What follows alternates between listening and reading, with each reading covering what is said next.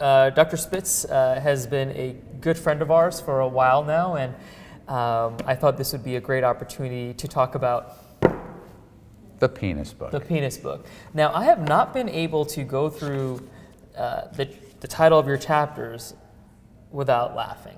Well, that's great. That was my intention. Yeah. So thank go you. ahead. I want you to read some of the chapters. This is the one time I like it when somebody laughs at my penis book. Yes.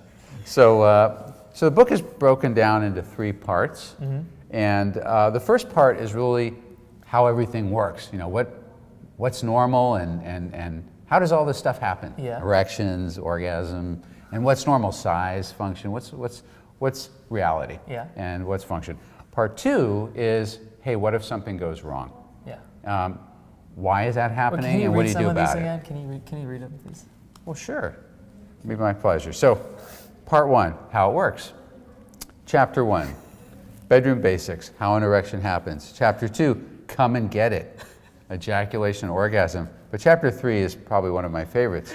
That's Big gulp, a tasteful review of semen. So Aaron, tell me, why do you have to infuse, I mean, this humor is great. I've read the book. It's amazing. Thank you. It has great information in there that not only helps patients out there, but helps me as a clinician as well. It kind of gets me up to speed on some of the things. Thank you. But why is humor so important for men to realize that it's important to talk about their health? Hey guys, we can hear your echo.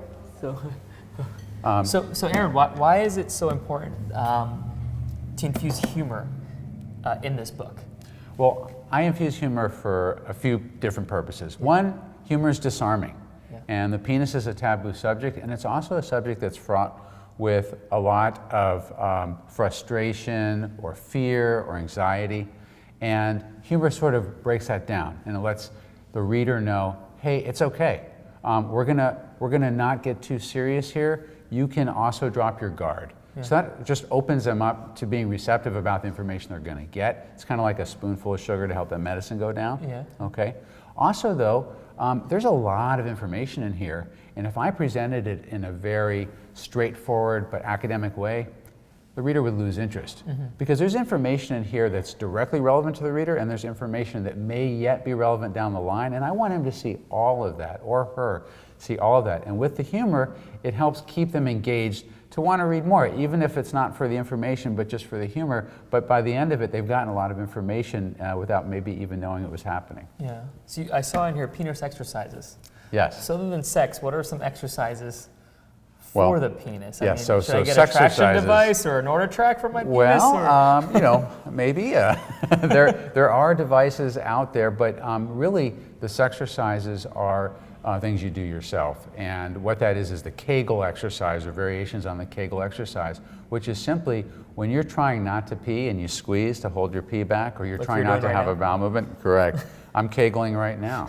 I'm on my 10th rep. But when you're squeezing, that is exercising muscles that are around the very base of your penis, that when they squeeze, they will pump up your erection even more intensely, and their sort of baseline tone may also help your baseline erectile function, and it also may perhaps enhance your ejaculation as well. And these are simple exercises. I literally am doing it right now. So honestly, like how many, as clinicians, like how many urologists do you think recommend that? Very few recommend Kegel exercises for erections, but most of us recommend Kegel exercises for urinary incontinence in our guys after prostate surgery if they're having little leakage, or in women. But what very few urologists recommend is Kegel exercises for sexual function. But in the process of writing this book, I did a deep dive, so to speak, into the science of sexual medicine. And I learned that there's actually validated peer-reviewed studies showing Kegel exercises in some cases was as effective as Viagra in certain populations with moderate erectile dysfunction. I mean, that's pretty surprising. And that's in a setting where it's a very dedicated effort using biofeedback with pelvic physical therapists, but nonetheless, you can borrow from that and you can do it at home as well. Or you can bring it into the pelvic physical therapist's office. But it's a real sexercise, if you will. On the other end of the spectrum is there's a particular exercise to be careful of to preserve your sexual function, and that's bicycle riding. Bicycle riding is a great exercise. It's aerobic, it gets you outside, it does all kinds of great things for your body physiologically, but some guys are sensitive. The way they're built, versus the way the bike seat is built, and the two coming together compress the arteries and the nerves to the penis, and it's actually a problem for some guys, a real problem, particularly competitive bikers in some cases, not all, but in some. But if you are noticing a little bit of numbness, a little tingle when you get off that bike seat, that's a warning sign. Back off. If you're a casual rider, you're riding maybe 3 times a week, a couple hours at a time, probably not a big deal. But if it's your occupation to ride, like a bicycle police officer or you're a competitive bicycler, you know, about 25% of competitive bicyclers develop actual erectile dysfunction. And when bicycle cops were studied, even though they're not experiencing erectile dysfunction, when the flow of their penis was actually measured, it was decreased across the board. So it's a real thing. Yeah. So what are some, so those are 2 very enlightening facts, so actually both which I knew little about. And you're a urologist. I'm a urologist. There you go. I mean, I always knew bicycling can do it, blah, blah, blah, but then you read some studies, because, you know, there's a study come on the same topic, and the last one I read, it doesn't really affect it. Right. But when you have someone who it really spends the can. time, it can. And it's one of those things too, like everything, it's not across the board the same for everybody. You got to be careful about people who claim that this is great for everyone or this is bad for everyone. That's almost never the case, and the same is true for bicycle seats. So what are interesting facts from the book Well, that we may not know about? one interesting fact is the average size of the man's penis across the world. 10 inches. It's actually 11 and a half inches. So, but no, it's actually about 5.5 inches, but it's actually about 11 inches because it turns out that you're only seeing half of your penis. The other half of your penis is anchored under your butt bones. So the actual organ itself is twice as long as we think. All right. And about as long as we say it is. Yeah, it's interesting because I see a lot of patients that come and see me. They use some other excuse, but they're really coming to see me because they're worried about their penis size. Right. They actually make an appointment to come see us to ask about, hey, how can I extend it? Yeah. And a lot of it ends up just being education on that. That's right. I think you're fine, buddy. Like. That's right. Well, I mean, I bet you've had the same experience as me. When my friends and family found out that I was going to be a urologist, or I was in training for a urologist, or I got done with training, almost every male I know asked the same question. Is there really, do any of these pills really make your penis bigger? Is there really a surgery that can make your penis bigger? And it wasn't an academic, curious question. It was like a personally curious question. And I don't care who the guy was, they all asked it. So everybody, all guys have this on their mind. And you know, a lot of guys have this on their mind to a degree that it compels them to come into the doctor's office to actually seek some kind of an augmentation, and the vast majority of these guys, as you said, are normal in size, and it's just a matter of letting them know what the real deal is. I think one of the problems is where people get their information. You and I are well informed of what an average penis size is because we see thousands of penises. So just from our own observation. And that's only in a week. Exactly. So it's very easy to know where we stack up, right? But your typical civilian out there is not going to be seeing anybody else's penises. Maybe a sidelong glance at the urinal, maybe a quick glance in the gym, or pornography. Maybe. Pornography is where they're going to see their penises. And those are not typical penises. There's a reason those guys are in movies, okay? Just like there's a reason LeBron James plays professional basketball, okay? I don't get to be on TV in the NBA because I don't have those physical characteristics. And the guys in pornographical movies, they have characteristics, physical characteristics, that is outside the norm. They're on the far end of the bell curve. I mean, the average penis length in adult pornography is 8 inches. Okay, that's not the average penis size. The average penis size is 5.5 inches. Okay, but guys don't know that. All they watch, all the exposure they get is predominantly from pornography. And yeah, they're going to say, well, clearly I'm too small, and women will not be satisfied by me, or guys won't be satisfied by me, whatever. And it really drives them to a great deal of distress. And then when they come in, they get educated, you know, it's a relief, and they walk away not getting unnecessary surgery that doesn't work anyway, not taking bogus pills that don't work anyway. Does anything work? Because that's the question I get asked all the time, and the answer is not really. But there are some foods, so our whole theme this year is about foods, and make people realize that you probably don't need all those supplements you're taking. You probably don't need to be doing some high-end nutrition stuff. Like really, it comes down to the basics of what's on your plate at home.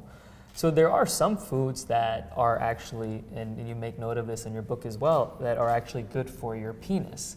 Yes. And when it's good for your penis, it's good for your heart, your blood vessels, so then therefore it's good for erectile function as well. So what are some of those foods that we may not even know about may actually be really good for us? Yes. Well, just to clarify, there's no pill and there's no food that makes your penis bigger, right? But there are definitely foods that keep it healthy. But there are foods that can make your penis look bigger if you lose your gut. Well, true. That's an absence of food. There are some foods that you should take off the table. Yes. But do you ever do this? Like in the office, it's like so hard to get patients to lose weight, but then you're like, if you lose about 10, 20 pounds, you're gonna see an extra inch of your penis, and they're like, yes. Oh yeah. No, I become a hero just by shoving up that fat pad and say, hey, look how much more you got. Free Willy.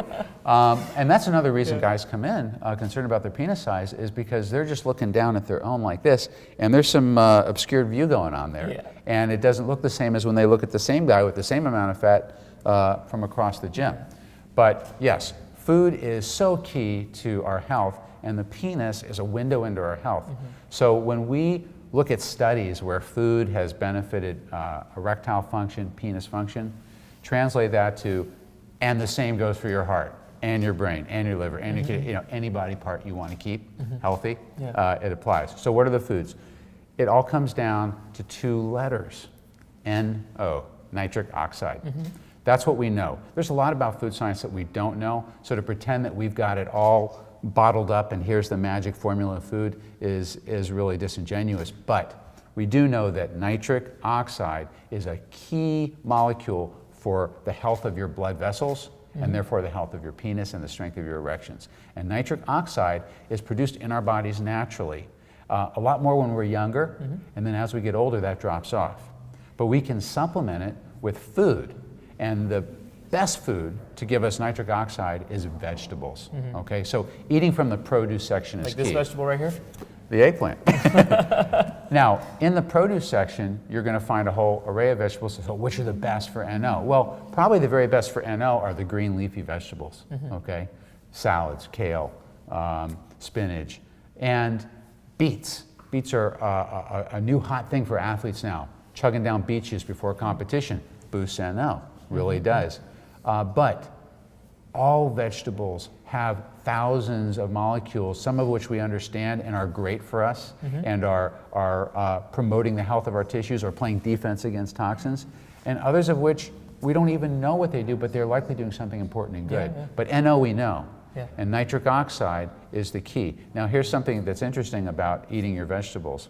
It's important to eat your vegetables. People are really into the smoothie thing, the shake thing, green shake, green smoothie. Well, it turns out if you don't actually chew those vegetables, you actually bypass an important part of what's required to get the NO out of them. Believe it or not, there are these bacteria that live in the back of your tongue.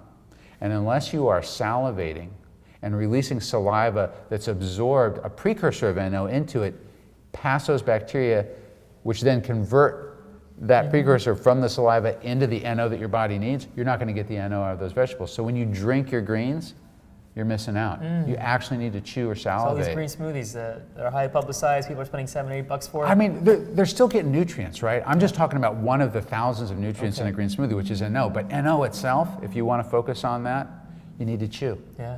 I mean, isn't it amazing that we try to outsmart our nutrition? We try to make bars and supplements and pills and capsules, but when it comes down to it, sticking a vegetable in your mouth, chewing it and swallowing it is the very best way to boost your erectile health, your heart health, your brain health. I mean, it's great. It's great that it's that simple. So what are your top 3 tips for guys? So the Jar for Men's Health initiative is adding years to his life 1 mile at a time.